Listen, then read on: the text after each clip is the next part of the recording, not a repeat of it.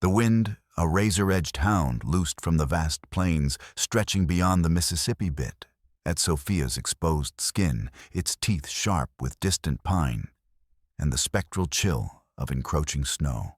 Only an hour earlier, she'd been gathering stray kindling concealed behind the old dilapidated tool shed at the edge of their claim. The wood was damp, the air heavy with the coming winter. It was then that voices low and guttural had drifted from within Jeremiah's distinctive baritone, and another she recognized as Mr. Hemlock, one of Redemption's wealthiest and most feared landowners, getting to be a liability. Jeremiah Hemlock's voice, rough as unfinished timber, Hawthorne's patient, but his patience has limits. This encumbrance needs handling. Winter's breath covers many things. Jeremiah's reply was a mumble lost to a sudden gust. But Hemlock's next words, cold and precise, had frozen Sophia to the marrow. A decision has been made for the good of future investments. No loose ends, the pastor himself said. Sometimes pruning is a divine necessity. Pruning encumbrance. A decision. The words had slithered into her mind like ice worms. She'd begun to retreat, backing away slowly, when a floorboard inside the shed groaned under Hemlock's considerable weight. He moved towards the doorway, his shadow falling across the splintered wood. Sophia froze, pressing herself flat against the damp, mossy side of the shed, barely daring to breathe. Hemlock emerged, his gaze sweeping the perimeter, a predator sniffing the air. His eyes, small and hard, passed over the deeper shadows where she huddled, and for a terrifying moment, she thought he'd seen her. He grunted, "Damn rats in these old structures," then turned his attention back to Jeremiah inside. "See, it's done clean, Jeremiah. No mess, no fuss." Sophia hadn't dared linger a second longer, scrambling back to the cabin, her lungs burning the panic, a tight, constricting band around her chest, now the wind's mournful song, a soundtrack to her life.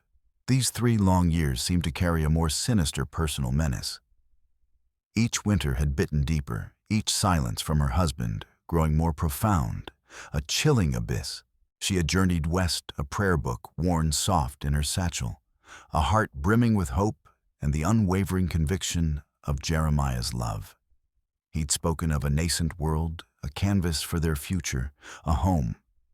A family's sunsets, painting their patch of earth gold, his words vibrant as a painted sunrise, had lured her from the muted grays of her quiet eastern life. Even her sister Martha, whose opinion Sophia valued, had urged her on via the crackling telegraph. "Go, Sophia, find your happiness. Jeremiah is a good man, steady and true." Sophia had written to Martha often in those first hopeful months, detailing the vastness of the sky, the raw beauty, her deepening love, and her dreams of a child. The first year was a crucible of arduous labor. Softened by shared smiles, their small cabin rose near Redemption, a fledgling town cradled by a cold, crystalline river. Jeremiah toiled his hands, transforming his brow a map of effort. Sophia made the cabin a home, coaxing a meager garden from the reluctant soil. Each night she prayed for the child who would complete their portrait. But the cradle she'd lovingly smoothed and polished remained starkly, achingly empty. In her letters penned with a less certain hand, Sophia confided her unease to Martha, who replied with breezy reassurances. "These things take time, dear sister. Don't fret, enjoy Jeremiah. Your blessings will come." Once Sophia had tried to discuss her fears with Eliza Mills, a widow who ran the small seamstress shop in Redemption, and had shown her small kindnesses, offering her a cup of weak tea when Sophia had come to trade eggs. "Eliza," Sophia had ventured, "sometimes I fear." Eliza had patted her hand, her smile a little too bright, almost fixed. "Nonsense, child. A strong husband like Jeremiah needs a strong wife. Focus on your duties. Men like Mr. Hawthorne and Pastor Davies set the tone for this town. Loyalty and hard work are what they value. Unhappiness, it can be seen as a weakness, a crack in the foundation. The advice meant to be comforting had only tightened the knot of anxiety. The second winter introduced a subtle frost into their haven. Jeremiah's smiles grew sparse, his touch hesitant, then absent. His hands remained clenched or busy, avoiding her gaze. He started spending more evenings in town at the tavern, or he claimed at meetings with Hemlock and Hawthorne about land deeds and community projects. When he returned, his breath often reeked of whiskey and a new hardness lined his mouth. The townsfolk, once effusive, now offered furtive glances. Hushed conversations ceased when she approached. The word "Baron" reached her a venomous hiss from behind a cupped hand at Henderson's general store. Mrs. Henderson, observing Sophia's stricken face, had cornered her by the pickle barrel, her voice oozing saccharine pity. "Some things aren't meant to be dear." She'd cooed. "But a woman's worth is still in her devotion. Remember that Mr. Henderson always says a tight ship needs every hand pulling its weight, not dragging it down." Beside Mrs. Henderson stood Mrs. Albright, a quiet, pious woman, known for her gentle demeanor, who offered Sophia a small, sympathetic nod. Yet, as Sophia turned away, her eyes stinging, she caught a fleeting glimpse of Mrs. Albright's expression shift as she murmured something to Mrs. Henderson, a look that in retrospect held less sympathy and more appraisal. Eliza Mills, from across the store, arranging bolts of calico, had observed the exchange, her own face unreadable, before pointedly turning her back. Martha's letters, when Sophia voiced these hurts and the dread that redemption held something unwelcoming, became dismissive, almost chiding. "You're imagining things. Town gossip is cruel. Jeremiah loves you. Focus on being a good wife. That is where your duty and your solace lies." The unspoken, Sophia felt, was that her failure to conceive was the root of any discord. One afternoon, she attempted to broach the subject gently with Jeremiah. The Hendersons seemed distant, and others too. "Is something amiss, Jeremiah? Have I offended someone?" He'd merely scowled. "You worry too much, Sophia. Tend to your chores. Some folks just like to wag their tongues. Pay them no mind." But his eyes wouldn't meet hers, and the third winter descended with predatory fury. The hope Sophia nurtured shriveled, consumed by the gnawing anxiety from Hemlock's overheard words. Jeremiah was a phantom. The warmth in his eyes extinguished, replaced by an unnerving coldness, mirroring the desolation. He moved with quiet, measured deliberation that terrified her. Words clipped, rationed. The silence in their cabin, already heavy, now felt charged, pregnant with unspoken resentments and the shadow of that chilling conversation from the shed. She tried to bridge the chasm. "Jeremiah, is aught troubling you beyond the winter? That new fence post, is it holding?" Her voice a gentle entreaty. He remained barricaded, lost in thoughts he no longer shared. "The post is fine." He'd grunt his back to her, his shoulders set in a hard, unforgiving line. On a night when the blizzard shrieked with elemental rage, Jeremiah rose.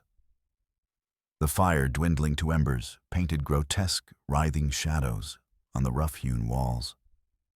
Sophia, feigning sleep, watched him through slitted eyes, the knot of dread from Hemlock's words tightening, constricting her breath.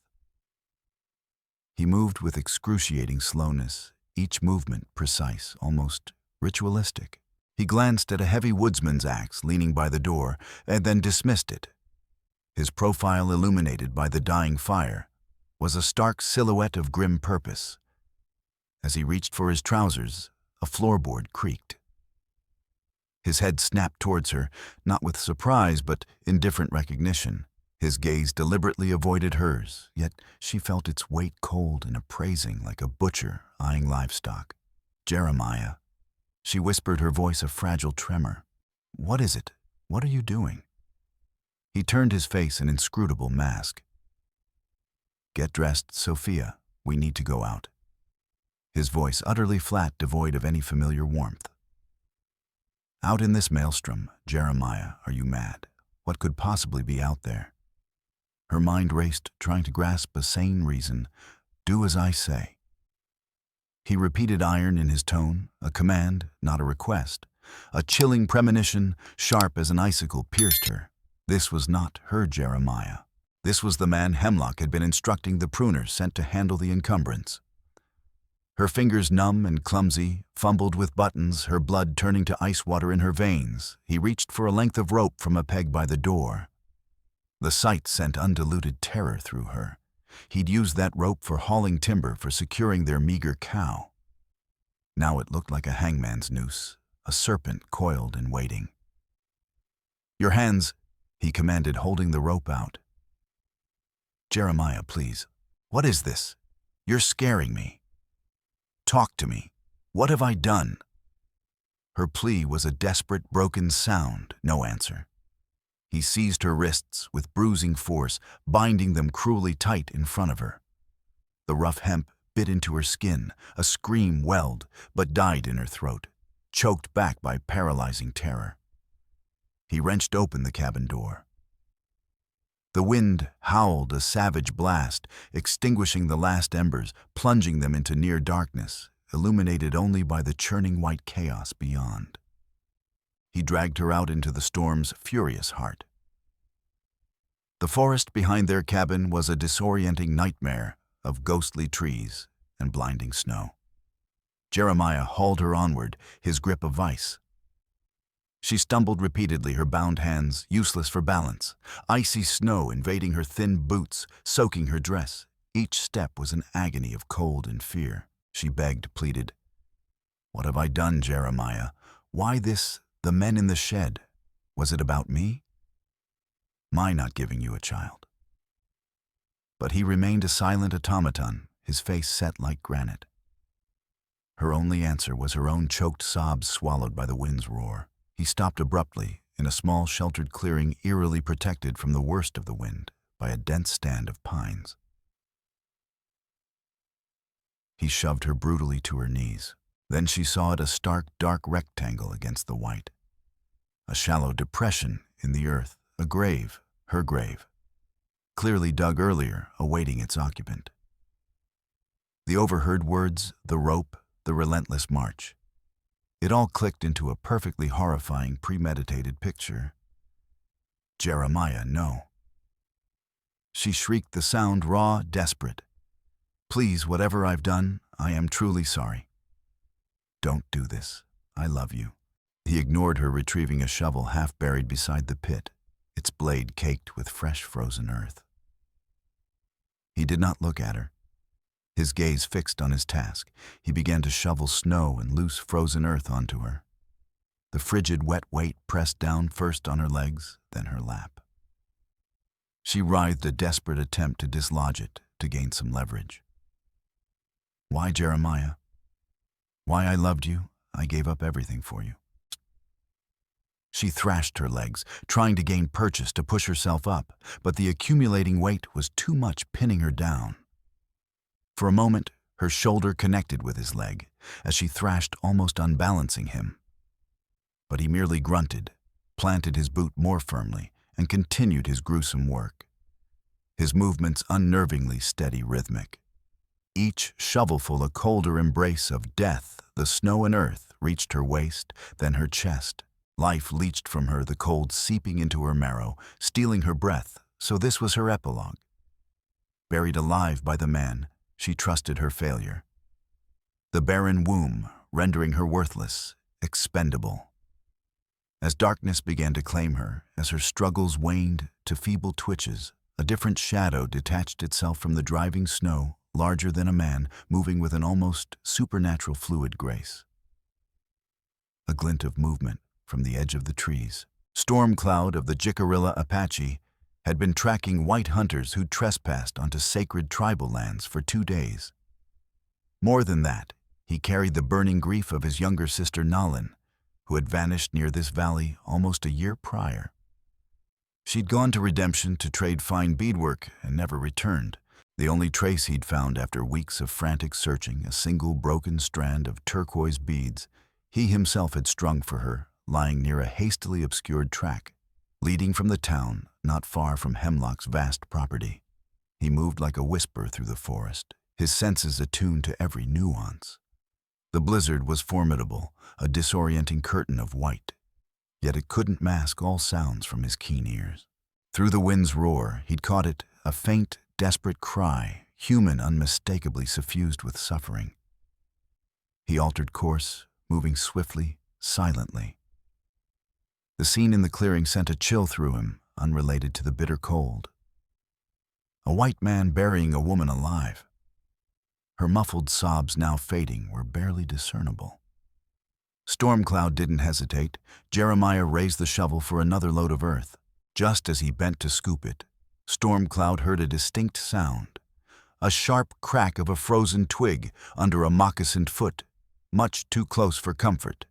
Jeremiah's head snapped up, not just in general alertness, but towards the sound.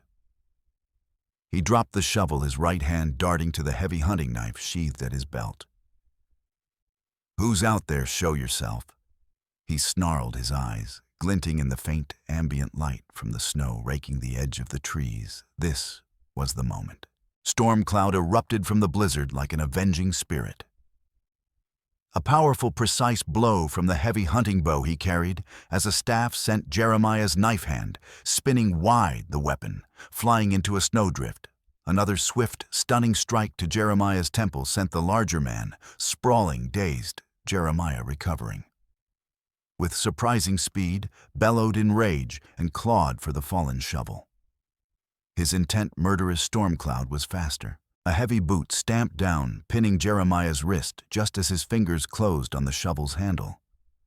Simultaneously, Stormcloud's own blade, long and sharp, appeared from its sheath, its cold steel kissing Jeremiah's throat.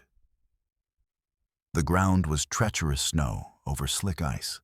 Jeremiah thrashed, bucking wildly, trying to throw him off, nearly unbalancing them. Stormcloud's moccasin skittered perilously close to the grave's edge. He recovered instantly, his balance impeccable. A low growl rumbling in his chest. "Do not move." Stormcloud's voice low, freighted with icy menace. Jeremiah froze, eyes wide with shock and primal fear, the fight draining out of him. Stormcloud disarmed him completely, kicking the shovel away. Then he turned to the ghastly mound. With powerful, urgent strokes of his hands, he clawed away the snow and earth. Sophia was barely conscious, her face a ghastly white, lips tinged blue. A faint dusting of snow on her eyelashes, he gently drew her free, lifting her with surprising tenderness. Limp, her breathing shallow and ragged, he carried her to the shelter of a thick pine, shrugged off his heavy fur-lined cloak, and wrapped it around her trembling form. He began to chafe her hands and feet, his touch firm but surprisingly gentle, using a traditional Apache technique of rhythmic friction with dried moss and warming herbs. He carried in his pouch, working methodically to restore life. Sophia's eyes fluttered open, an unfamiliar face. Weathered, indomitable, framed by long black hair. Dark, piercing eyes held fierce intensity, yet undeniable concern. Too weak to speak, a tremor of understanding passed through her. This man was her savior. Stormcloud dealt with Jeremiah, binding him securely with the very rope he'd used on Sophia. He hauled Jeremiah roughly to his feet. "You will come."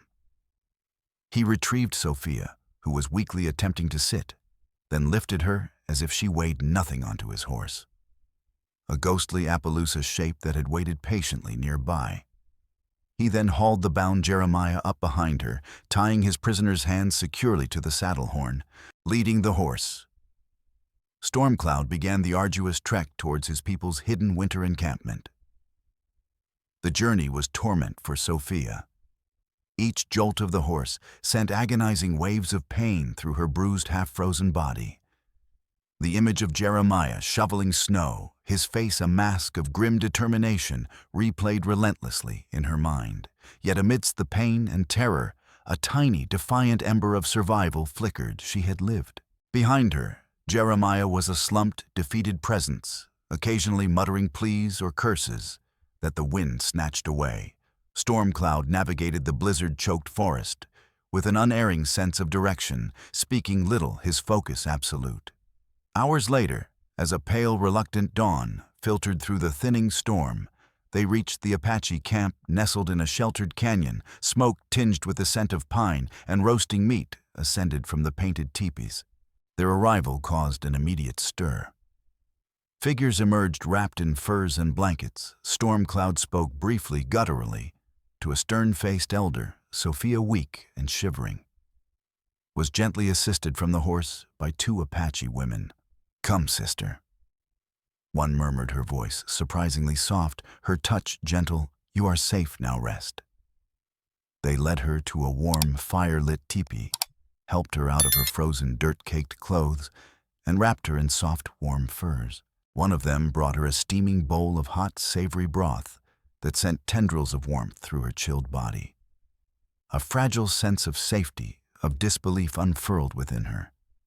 She was alive, warm away from Jeremiah. Jeremiah was led to an isolated teepee at the edge of the encampment under the watchful eyes of two grim-faced warriors. He was given no mistreatment, but no comfort either. He sat on the cold earth floor, the crushing weight of his actions and his capture, suffocating him. For 2 nights, Jeremiah faced a council of elders, Stormcloud, standing as accuser and interpreter.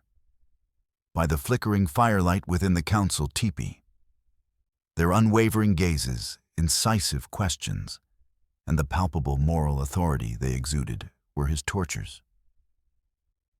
They compelled him to swear on the spirits of the land, on whatever he held sacred, to speak honestly. Initially, Jeremiah was sullen, defiant. He spun a tale of Sophia's sudden violent illness during the storm, claiming he was digging a snow cave for shelter. She collapsed, seized by a fever. A madness. I had to bind her to stop her thrashing from hurting herself at the digging. It was for shelter from the blizzard. Your warrior misunderstood a desperate act of survival. A snow cave dug with a shovel, long and narrow-shaped, for one who lies still, not for two who huddle for warmth. An elder asked, his voice quiet but carrying immense weight. Her clothes were for mild chill, not a blizzard if she was already sick and you were taking her out. Did you choose them so her passing in the cold would be quicker, quieter? Why were her hands bound in front if she was thrashing and a danger to herself or you? Pressed another elder, his eyes like polished obsidian. A sick woman, if one must move her in such a storm, is carried, not dragged by a rope like a reluctant animal. My sister Nalin vanished near your town, white man. Stormcloud interjected his hand, resting on the small leather pouch that held her broken beads. She was strong, healthy. Was she also seized by a sudden illness on a clear day? Did someone decide she needed to be sheltered in the earth too? Does your God, the one whose name Pastor Davies invokes so freely, bless such covenants of death? Your people speak of progress, of carving a new world from the wilderness. Does this progress demand a foundation of silent screams and unmarked graves? Must your strong new shoots be watered with the tears of those you deem unfruitful? The accusation hung heavy in the smoky air. Jeremiah flinched visibly at the mention of Nalin and the pastor. I don't know anything about your sister. I swear I am a God-fearing man. This is all a terrible misunderstanding. He stammered, his eyes darting around the teepee. The elders grilled him relentlessly about redemption, about his marriage, about Hawthorne and Hemlock. They asked about other women whose wombs had failed, whose laughter had faded and then vanished from the town records. One elder, whose memory stretched back generations, spoke of old whispers carried on the wind, of too many women disappearing without trace or credible explanation, their lands quickly absorbed by a few powerful men. The wind carries many stories to those who listen. He said, his gaze piercing Jeremiah's crumbling defenses. And sometimes it carries the scent of long-buried truths. Under the relentless, methodical scrutiny facing the profound, quiet dignity of these men, Jeremiah began to crumble. On the second night, the dam of his lies and self-deception burst. Filthy tears streamed down his dirt-streaked face.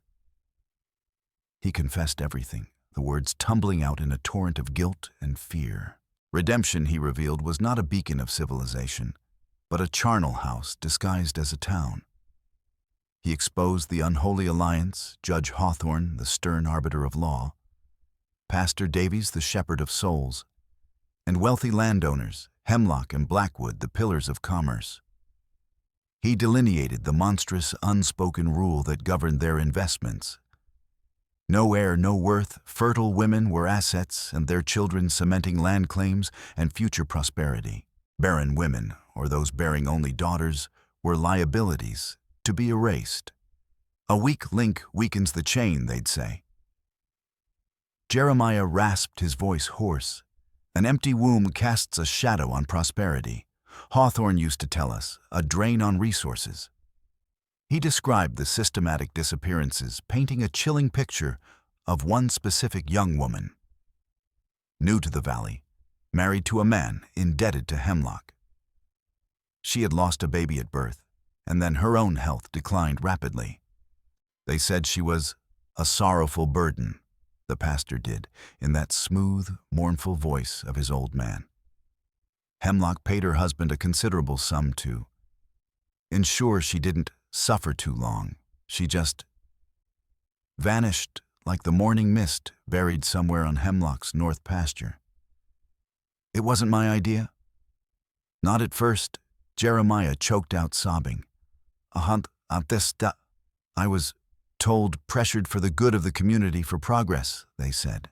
Hawthorne insisted it was the Lord's unspoken will, a painful necessity for a stronger future. Davies implied it was a sad duty, like culling sick livestock from the herd, and they said Sophia. Her unhappiness, her childlessness. She was holding us all back, holding me back. He recounted clandestine meetings in the smoke-filled back room of the land office or the judge's private chambers.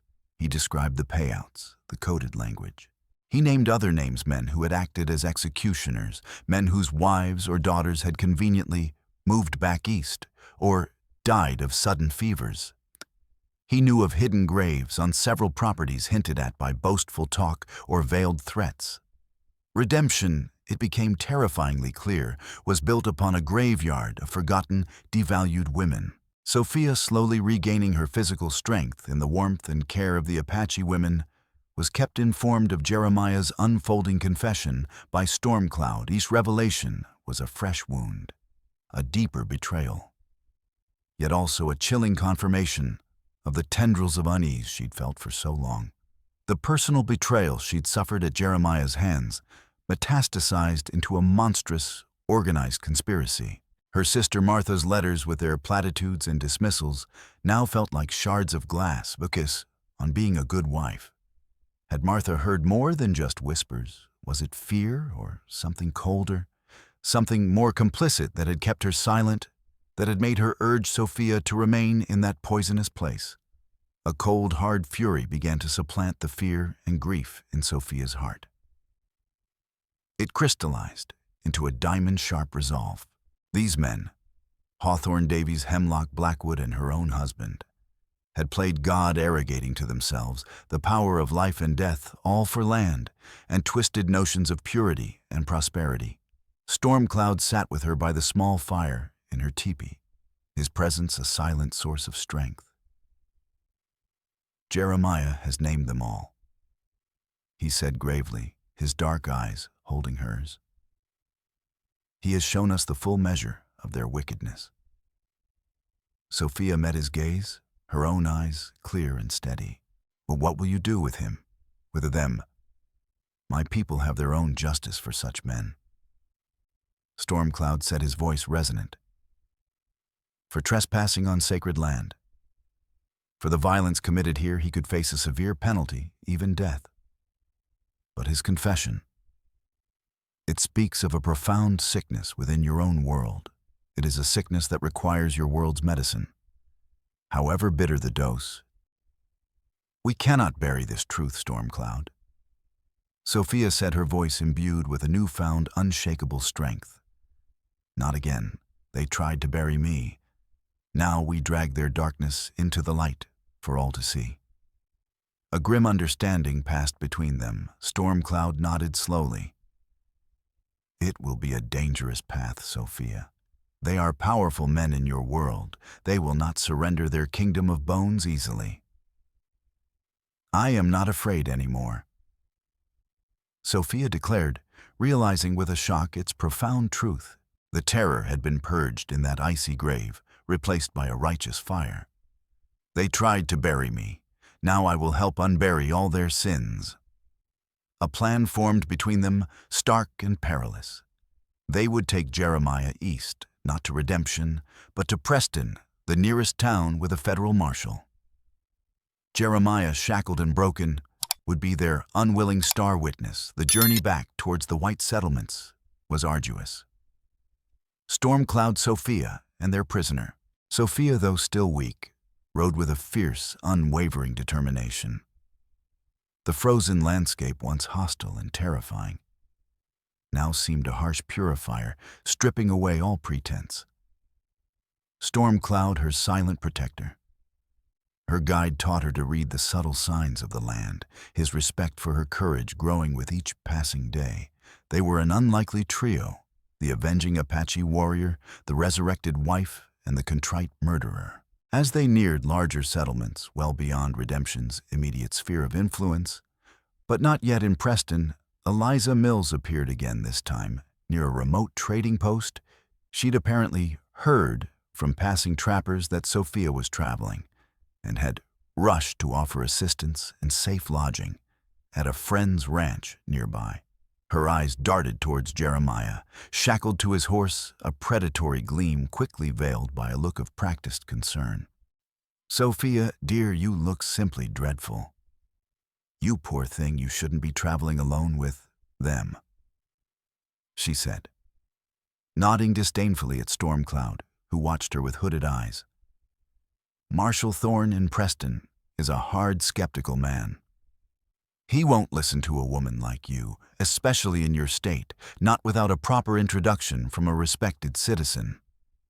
Let me smooth the way for you. My friends have influence." Sophia felt a profound chill that had nothing to do with the winter air. Eliza's concern was too sudden, her solution too convenient, her presence too coincidental in this desolate place. This wasn't kindness. It was a carefully laid trap. "Thank you, Eliza," Sophia said coolly, her voice steady. "But our arrangements are already made. We are expected." Eliza's smile tightened, almost imperceptibly at the corners of her mouth. "As you wish, dear. But the offer stands. Some paths are best not trod alone." Stormcloud's hand rested casually near the rifle in its scabbard on his saddle. Eliza's eyes flickered towards it, and then she bid a hasty farewell. This encounter confirmed a new sickening suspicion about Eliza Mills and the true extent of Redemption's network. "They will not let him speak, Sophia," Stormcloud warned her later that night as they made a cold, cheerless camp. "His words condemn too many powerful men.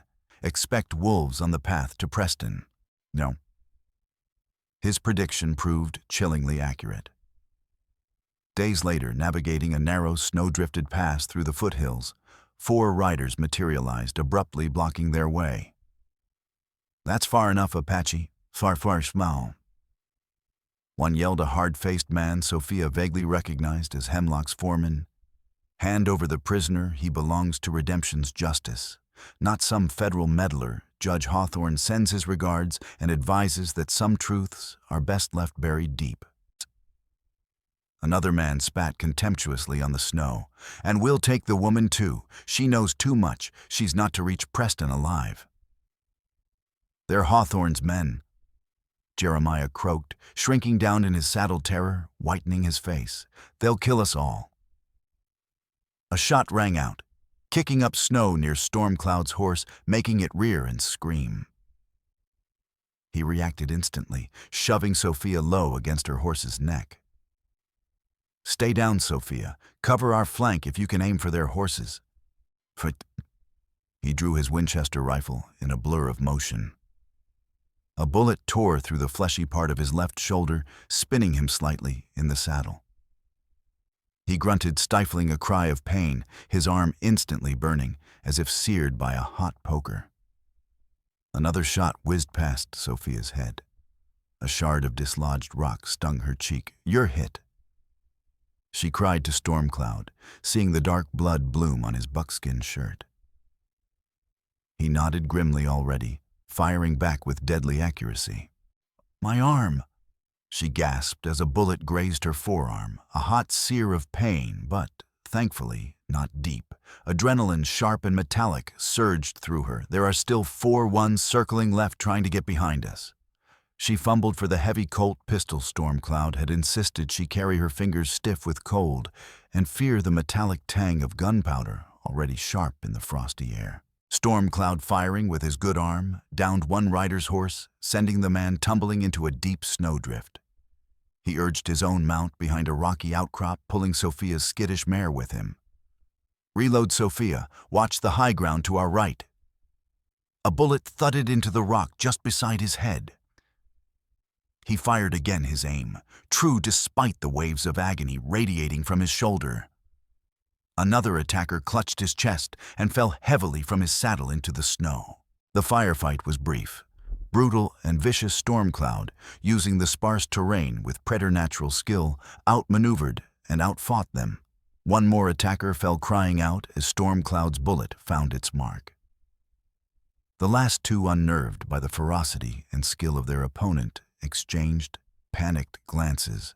"He's a damn devil," one shouted, wheeling his terrified horse. "This ain't worth dying for. Hemlock can find someone else."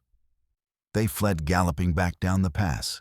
Stormcloud did not pursue. Sophia quickly tore a strip from her petticoat, her hands shaking, and awkwardly helped bind Stormcloud's bleeding shoulder, her own arm throbbing painfully. As they were about to urge their weary horses forward, one of the fled ambushers, having circled back unseen, burst from behind a dense snowdrift on their flank. Rifle aimed squarely at Jeremiah. Hawthorne pays double for a silent prisoner. He snarled, his face contorted with malice. Before Stormcloud, hampered by his fresh and grievous wound, could fully react, Sophia, her pistol already in hand, and from the earlier exchange fired instinctively. Her shot went wide of the man himself, but struck his horse squarely in the rump. The animal screamed, bucked violently, and threw the ambusher headfirst into a thicket of ice-crusted willows, where he lay unnervingly still. The immediate threat to Sophia and Jeremiah, however, was not over. As the thrown ambusher crashed into the willows, he managed a wild, desperate shot. Sophia saw Stormcloud flinch, and then his entire body arched as he threw himself partially in front of her. The bullet aimed at her tore through the back of Stormcloud's already wounded shoulder. Exiting with a spray of blood, he let out a choked gasp and slumped forward over his horse's neck, though his good hand never lost its grip on his rifle. Sophia screamed his name, terrified. The encounter was a grim, bloody affirmation of Stormcloud's warning, shaken but resolute. Knowing they had to get Stormcloud help, and they pressed on. Finally, Preston brick and stone buildings, a grimy air of nascent federal authority. Whispers and stares followed them. "Is that an Indian lord? Look at his shoulder. Look at her face, her arm. What happened to them? Who's the bound man? Looks half dead." Stormcloud, pale and swaying slightly, but upright, Sophia at his side, her face showing a small healing cut from the rock shard. Her arm roughly bandaged, walked into the United States Marshal's office. Marshal Elias Thorne, a grizzled veteran with eyes that had seen too much of the frontier's darkness, looked up from his paperwork. His gaze narrowed, taking in their bloodied, exhausted state. "Mom, sir, what in the Sam Hill can I do for you?" A young deputy eyed Stormcloud's Apache attire and his grievous, poorly bandaged wound with open suspicion. "Marshal Thorne." Sophia began, her voice surprisingly clear and firm, despite her exhaustion. "My name is Sophia Richards. This man is Stormcloud of the Jicarilla Apache. And this," indicating Jeremiah, who was slumped between two other Apache warriors who had met them at the edge of town to assist the gravely injured Stormcloud. is my husband Jeremiah Richards. We have come to report egregious crimes, multiple murders, a widespread conspiracy occurring in the town of Redemption. Thorne listened, his expression unreadable, as Sophia recounted her ordeal from the overheard conversation to the icy grave. Stormcloud, despite his evident pain, interjected with quiet, factual clarifications about Nolan's disappearance and the ambush his wounded shoulder held stiffly. Sophia spoke of the attempted murder, Jeremiah's confession on the trail, and the names of the powerful men involved. The marshal's initial skepticism slowly yielded to grim, focused attention. "Hell of a tale, ma'am," he said softly when she finished, his eyes flicking to Jeremiah, then back to Sophia and Stormcloud. He signaled a deputy. "Get this man water," indicating Jeremiah, "and send for Doc Weatherby now. For this brave warrior and this lady. Tell the doc it's urgent, then get back here and listen carefully." He glanced at Sophia's bandaged arm, then at Stormcloud's saturated makeshift bandage. "Looks like you fought your way here and then some." He questioned Jeremiah directly, who in a broken, barely audible monotone confirmed Sophia's account, adding details of secret meetings, the twisted justifications, preservation of strong bloodlines, securing investments against dilution by weakness, and his knowledge of potential locations of other victims. He seemed desperate to unburden his soul, as if the words themselves were poison he had to expel. The office grew thick with a horrified, disbelieving silence. Thorne leaned back in his chair, stroking his mustache. "Redemption," he muttered, more to himself than to them. "Always seemed too quiet out there, too prosperous, too quick, like a tick grown fat on unseen blood." He looked at Sophia, then at Stormcloud, a new respect dawning in his weary eyes. "If what you're saying is true—" "It is true, Marshal." Sophia affirmed, her voice ringing with conviction. "There are graves, many graves." Thorne nodded slowly. "Sworn depositions, from all of you and you, son," he said to Stormcloud, his tone softening with respect. "Your full testimony, any patterns you've observed, any other missing persons your people know of from that area." He tapped his desk decisively. "We'll dispatch a detachment of deputies quietly at first. If this checks out, and I've a gut feeling it will, we'll bring every last bastard in Redemption involved in this to justice." The process was slow, exhausting. Sophia gave her formal statement, reliving the horror. Stormcloud, his shoulder now professionally cleaned and stitched by Doc Weatherby, gave his and Nalen's name and description, became part of the official investigation into Redemption's disappearances.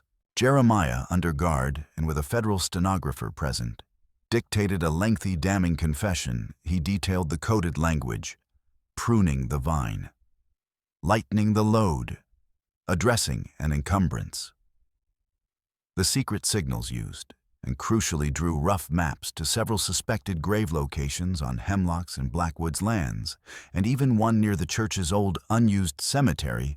Thorne dispatched a dozen heavily armed deputies, guided by Jeremiah's crude maps and accompanied at a discreet distance by Stormcloud, who insisted on being there.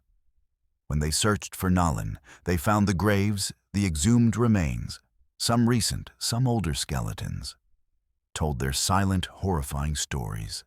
One seasoned deputy, a man who'd seen combat, crossed himself and turned away. Vomiting warrants were issued. Marshals descended on Redemption like avenging angels. Judge Hawthorne was arrested mid-sentence during a land dispute, hearing his face paling to a sickly gray. Pastor Davies was taken from his pulpit.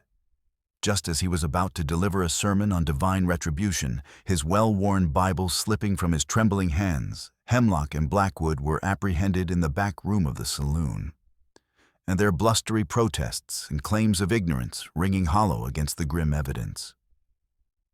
Redemption, a town built on secrets and bones, was thrown into turmoil. Some townsfolk, their long-held silence finally broken by the official intervention, began to speak hesitantly at first.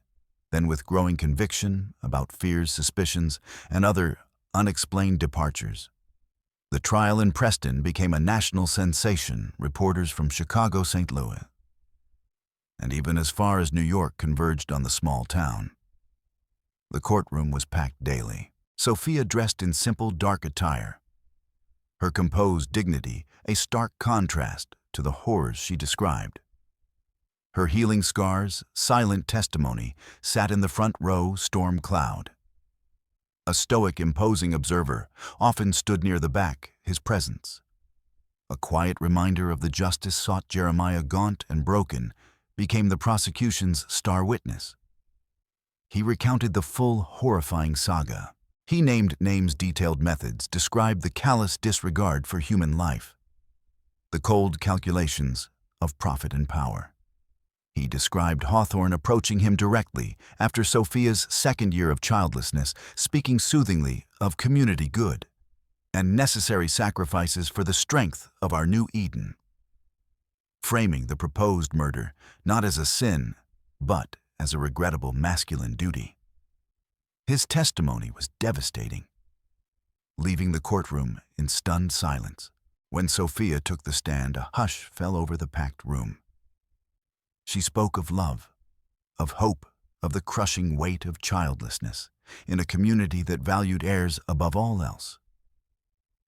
Then her voice, though trembling at times, grew stronger as she recounted the blizzard night, the terror in the cabin, the brutal march, the icy grave. She looked directly at the accused men, and their masks of respectability stripped away. Hawthorne stared back stonily, a muscle twitching in his jaw. Pastor Davies quailed, unable to meet her gaze, his face ashen. Hemlock's foreman, the one from the ambush attempt, whose horse Sophia had shot, jumped up from the public gallery. "She's lying, a vengeful witch driven mad by her own emptiness. Hemlock is a good man. This savage Apache and his whore are conspiring to destroy a fine Christian town." Marshal Thorne, moving with surprising agility, slammed the man back down into his seat. "One more outburst like that, mister, and you'll join your employer in the cell's order."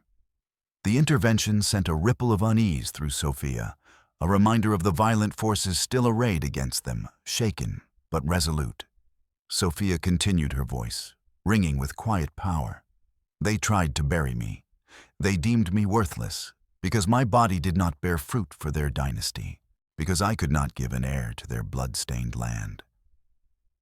They were profoundly wrong. No human life is worthless. No woman is expendable." In the gallery, several women wept openly on crying out, "She speaks for my sister vanished these 5 years." And another, "My cousin too, they said she ran off." Marshal Thorne's gavel rapped sharply for order, but a current of sympathy now flowed palpably toward Sophia. Hawthorne leaned forward and hissed just loud enough for the front rows, and Sophia to hear, "You will regret this day, madam." Them every word. Hawthorne's lawyer then called a surprise witness, Eliza Mills. She stepped forward dressed in modest gray, her eyes downcast, clutching a small Bible. She testified, her voice soft and seemingly sorrowful, that Sophia had become increasingly unhinged by her childlessness, prone to dark moods and violent fantasies. Eliza claimed Sophia had even confessed to her in confidence, plotting against her husband in order to run away with a half-breed drifter she'd met. She painted Sophia as delusional, vindictive, and mentally unstable. The courtroom buzzed with speculation. Sophia felt a cold dread, then a surge of renewed fury. She remembered Eliza's overly keen interest in her private conversations with Jeremiah, her suspicious presence near Henderson's, when the barren comment was made, her all too convenient appearance on the trail with the offer of "Help, Marshal Thorne." Sophia said, her voice trembling but clear as she addressed the judge presiding, "This woman, Eliza Mills, storm cloud." She turned slightly. "Did you not see her speaking covertly with Mr. Hemlock's foreman, and the very man who led the ambush on us near the trading post only 2 days before we were attacked? They met by the creek, hidden from the main path. Storm Cloud, who had been listening intently, rose slowly to his full height, his presence commanding immediate attention. "It is true," he stated, his voice deep and carrying undeniable authority. "I saw them." They spoke in low, urgent tones. The foreman gave her a small, heavy-looking pouch. I thought little of it at the time, perhaps a common transaction for goods or information. Now I see its dark shadow. Eliza Mills turned deathly pale. It's a vile lie. I know nothing of any ambush. I was merely offering Christian charity." The prosecutor seized on the inconsistency under his sharp, relentless questioning. And facing Storm Cloud's unshakable, piercing gaze, Eliza's composure fractured completely. She broke down on the stand, confessing that Hawthorne, through Hemlock, had promised her Jeremiah's land claim and a significant sum of money if she successfully discredited Sophia and if Jeremiah disappeared or was silenced before he could give his full testimony in court. Her fabricated testimony collapsed, damning Hawthorne and Hemlock even further. Then came the subtwist. During Jeremiah's earlier exhaustive deposition to Marshal Thorne, while listing minor accomplices and informants, he had mentioned a Mrs. Albright, a seemingly pious widow active in Pastor Davies' church who had a knack for gleaning confidences from troubled women and reporting back to Davies or Hawthorne about any unsettling sentiments or potential disruptions to communal harmony. At the time, the name hadn't resonated strongly with Sophia beyond a vague recollection. Now, in the courtroom, as the prosecutor cross-referenced testimonies, he called for Mrs. Albright, who was present looking flustered. Confronted with Jeremiah's account of how she'd systematically isolated a young woman, who later died of a fever, twisting the woman's desperate pleas for help into signs of mental imbalance, Mrs. Albright, under oath, dissolved into a puddle of terrified admissions. She confessed to being a long-term informant for Pastor Davies, relaying private fears and discontents of various women, which were then used to manipulate or discredit them. Sophia felt a fresh wave of sickness, recalling Mrs. Albright's saccharine smiles and seemingly empathetic nods in Henderson's store. Now understanding the insidious network that had operated right under her nose, even apparent kindness could be a weapon. Forensic evidence from the exhumed graves was irrefutable. Pathologists from a larger city detailed their gruesome findings. Dozens of missing women from Redemption and surrounding smaller claims were accounted for. Land records revealed a systematic consolidation of property previously owned by the victims or their families into the hands of Hawthorne, Hemlock, and Blackwood. A letter arrived for Sophia from Martha, tear-blotted, anguished with apologies and a devastating confession. "I heard whispers, Sophia, more than just idle whispers." A distant cousin of Jeremiah's, when he visited back east, spoke of a harsh custom out west in some new settlements. Thinning the herd for the good of the stock, he called it laughing. I was afraid. I told myself it was just brutish rumor. I tried to subtly warn you to urge caution. How foolish, how cowardly I was not to scream it from the rooftops. Can you ever forgive my silence, my weakness? Sophia folded the letter, her heart heavy.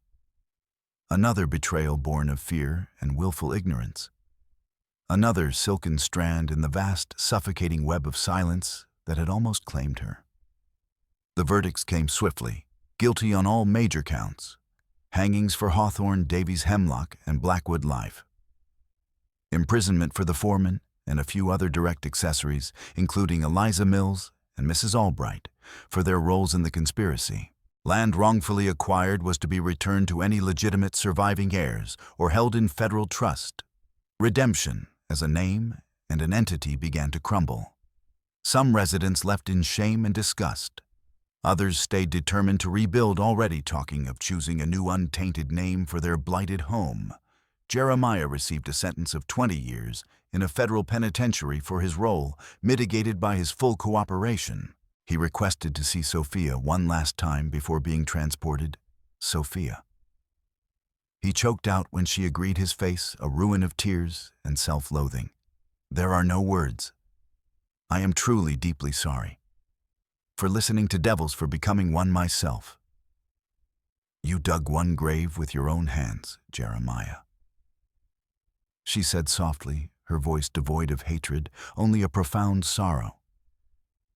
But your confession unearthed a whole town's hidden cemetery of sins, perhaps. That is the beginning of your atonement. Live with that truth. He nodded, fresh tears welling. I will every day, and your face, in the snow. I will see it every night, as will I. Sophia replied, the memory a scar on her soul, and the memory of all the silenced women. Nalin and all the others, I will strive to live a life that honors them. He was led away, a broken man. In the years that followed, Sophia stayed in the West. She had discovered an unyielding strength within herself she never knew she possessed. She worked closely with Marshall Thorne, and later with other reformers advocating for women's rights, for stronger legal protections against domestic abuse and coercive control, particularly in isolated frontier communities. She wrote letters to territorial newspapers, testified before visiting congressional committees, helped establish small support networks and safe houses for women in peril. Her voice, once silenced, became a beacon. She received a letter one day from a young woman in a distant, newly formed territory. Dear Mrs. Richards. It read, I read about your trial and the events in redemption in the newspapers that reached our small outpost. Your incredible courage gave me strength. My husband. He had begun to speak like those men in redemption of my failings and burdens. I was so afraid. Because of you, I found the courage to leave before it was too late. Before the whispers turned into something more. You saved more than the women of redemption. You saved me. Sophia held the letter to her chest, a warmth spreading through her that no fire could provide. She and Stormcloud remained connected by the indelible bond of their shared ordeal and the justice they had fought for. He told her Nalin's full story, painting a vivid picture of her bright, irrepressible spirit, her infectious laugh, her love for creating intricate beadwork. Nalin's grave, tragically, was one of those exhumed on Hemlock's land, identified by a unique silver concho Nalin always wore. Its discovery was a fresh, piercing sorrow for Stormcloud, but also a grim final release. Sophia stood with him as he reburied his beloved sister with proper Apache rites in a hidden, beautiful spot in the mountains he chose. Amongst Nalin's scant remains tangled in the roots of a wildflower, they found a small, fire-hardened clay bird, painted with crude but vibrant berry dyes.